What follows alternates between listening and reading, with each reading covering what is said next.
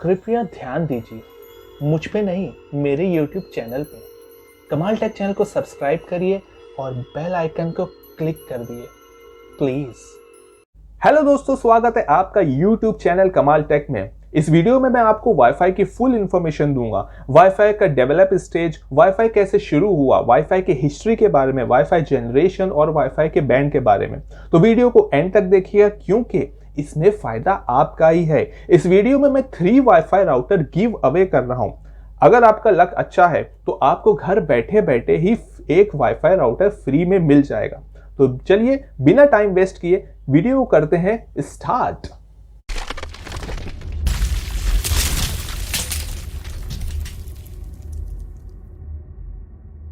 कहानी शुरू होती है 1971 में। 1971, अब मैं तो इस दुनिया में आया भी नहीं था, पर वाईफाई के ऊपर काम होना शुरू हो गया था। अलोहा नेट कंपनी ने यूएस के हवाई आइलैंड पे एक वायरलेस नेटवर्क फ्रीक्वेंसी टेस्ट करना शुरू की, जिस नेटवर्क का नाम रखा गया था IEEE.802.11।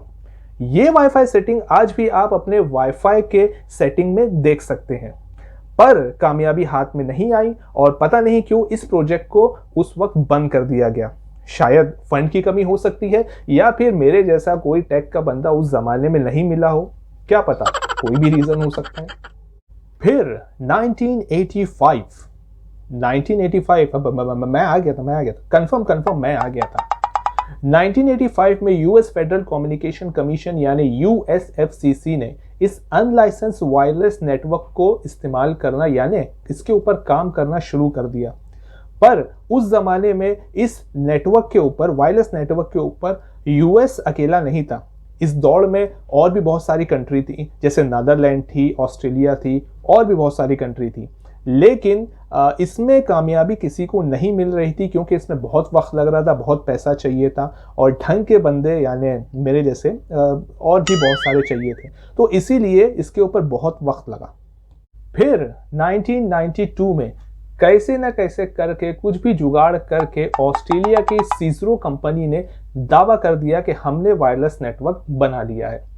पर इनका यह दावा काफी दिनों तक नहीं चला क्योंकि और भी बहुत सारी कंपनियों ने दावा कर दिया था कि उन्होंने ये नेटवर्क बनाया है। फिर बहुत लड़ाई झगड़ा हुआ, कोर्ट कचहरी भी हो गई, कोर्ट में केस भी कर दिया गया। अब वो सब मैं बताने बैठूंगा तो ये वीडियो तो कभी खत्म ही नहीं होगा। फिर 1997 में इसे पब्लिकली रिलीज किया गया, जिसकी स्पीड थी 2 Mbit link speed. 2 Mbit link speed यानी 8 Mbit यानी 8 Mbit को जमा किया जाए तो बनता है 1 MB, यानी उस जमाने में 1 MB आधा MB की भी स्पीड नहीं थी, इसीलिए ये बहुत स्लो था। फिर 1999 में वाईफाई अलायंस बनाई गई, वाईफाई ट्रेडमार्क फाइल हुआ और वाईफाई का लोगो भी उस वक्त पब्लिक के सामने आया। फिर इसे कमर्शियली अवेलेबल किया गया, कंपनियों को बोला गया कि भाई इसे खरीदो, लेकिन कंपनियां इसको खरीदने के मूड में बिल्कुल भी नहीं थी क्योंकि लोग इसके बारे में जानते ही नहीं थे। फिर वाईफाई को मेजर ब्रेक थ्रू मिला एप्पल के जरिए। एप्पल कंपनी जो आईफोन बनाती है ना, हाँ वही। उस जमाने में एप्पल के लैपटॉप आते थे, आई सीरीज लैपटॉप जिसे कहा जाता था, उन लैपटॉप्स में ये वाईफाई का फीचर ऐड किया गया। तब लोगों ने को समझ में आया कि भाई आखिर ये वाईफाई होता क्या है, इसे इस्तेमाल कैसे किया जाता है। पर हैरानी की बात यह है कि उस जमाने में माइक्रोसॉफ्ट ने पहल क्यों नहीं की। माइक्रोसॉफ्ट ने अपने विंडोज में वाईफाई फीचर क्यों नहीं ऐड किया। मुझे याद है, शायद मैं गलत हूं या सही हूं, पता नहीं, आप चेक कर लिएगा। विंडोज 7 2009 में आया था, 2009 में, उसमें भी वाईफाई का फीचर नहीं था। वो तो बहुत बाद में अपडेट्स के जरिए विंडोज 7 में वाईफाई का फीचर ऐड किया गया, पता नहीं क्यों। पर 1999 में वाईफाई की स्पीड अब भी स्लो थी, 2 Mbit स्पीड। अब लोग वाईफाई के बारे में जान चुके थे, इसे इस्तेमाल कर रहे थे, तो वक्त आ गया था वाईफाई की स्पीड को बढ़ाया जाए, इसकी फ्रीक्वेंसी सेट की जाए और वाईफाई के स्टैंडर्ड के ऊपर काम किया जाए। 1999 में वाईफाई की 2 फ्रीक्वेंसी क्रिएट की गई, एक का नाम था 2.4 GHz फ्रीक्वेंसी और दूसरा था 5 GHz फ्रीक्वेंसी। ये दोनों ही फ्रीक्वेंसी आने की वजह से वाईफाई की स्पीड बढ़ गई, लेकिन इन दोनों ही फ्रीक्वेंसी के कुछ एडवांटेज थे और कुछ डिसएडवांटेज भी थे।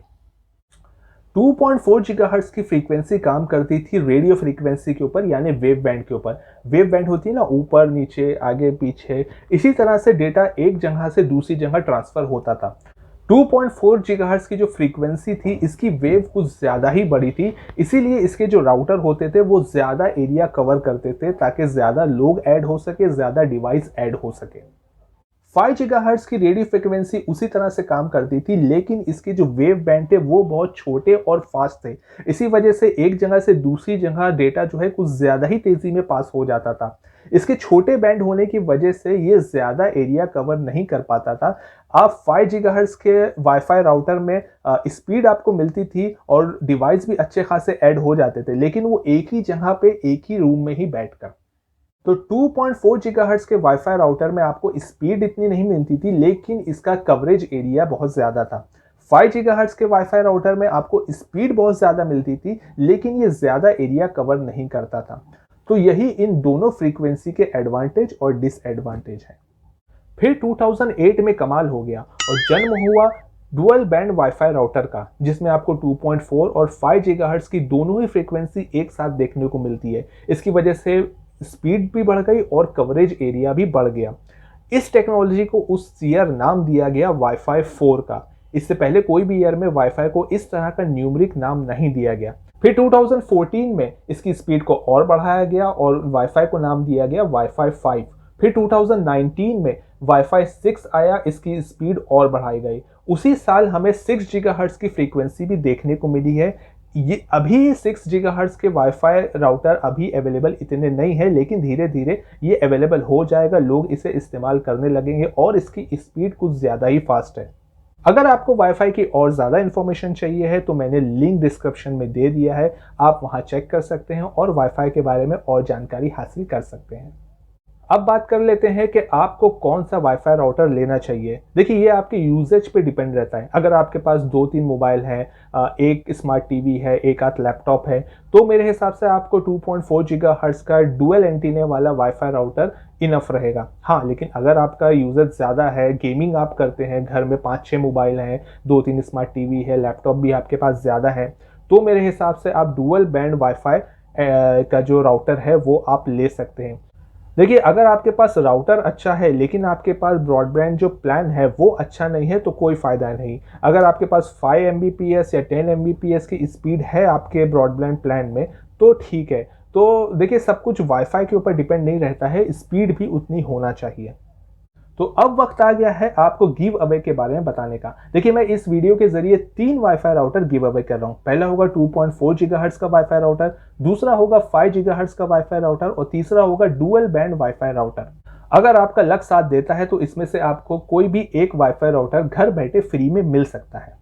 तो आपको हमारा चैनल सब्सक्राइब करना है, वीडियो को लाइक करना है और कमेंट लिखना है। और जब हमारे 5000 सब्सक्राइबर पूरे हो जाएंगे, जो बहुत तेजी से हो रहे हैं, तब मैं एक नया वीडियो बनाऊंगा और उसमें 3 लकी विनर का नेम जो है अनाउंस करूंगा। तो जब तक आप वाईफाई यूज करिए, स्पीड का मजा लिए और घर में बैठे सेफ रहें। जय हिंद।